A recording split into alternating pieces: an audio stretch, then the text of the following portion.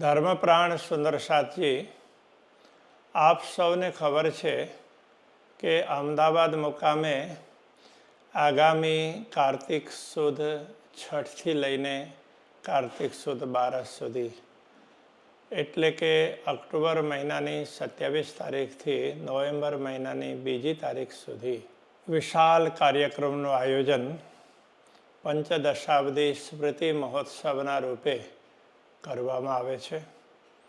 એમાં બ્રહ્મવાણી શ્રી તારતમ સાગરના 108 પારાયણ, એની સાથે વિવિધ કાર્યક્રમો છે.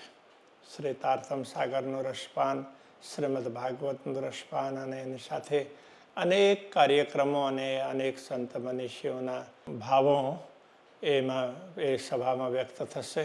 1998માં અમદાવાદમાં એ રીતનું રાખેલ, ત્યાર પછી આ વિશેષ કાર્યક્રમ આ વખતે થઈ રહ્યો છે.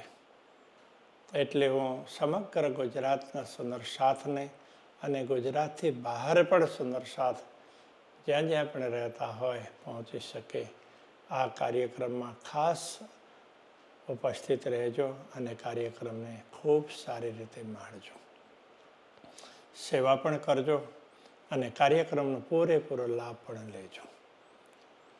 આપ જાણો છો કે અમદાવાદમાં એક પરમહંસ રંગીલાસજી મહારાજ થયા કે એમના ધામગમનના 50 વર્ષ પૂર્ણ થાય છે.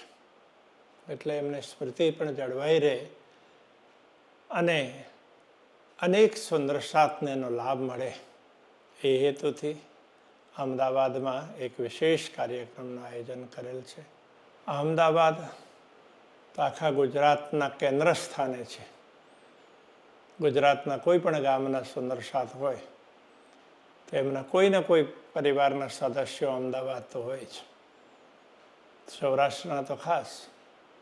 એટલે હું દરેક ગામના સુંદર સાથને પણ ખાસ વિનંતી કરું છું કે આપ લોકો ચોક્કસ આ અવસર પર અમદાવાદના કાર્યક્રમમાં જોડાઓ અને પૂરેપૂરો લાભ લેજો. આપને રહેવા કરવા માટે વિશેષ દિક્કત આવશે નહીં.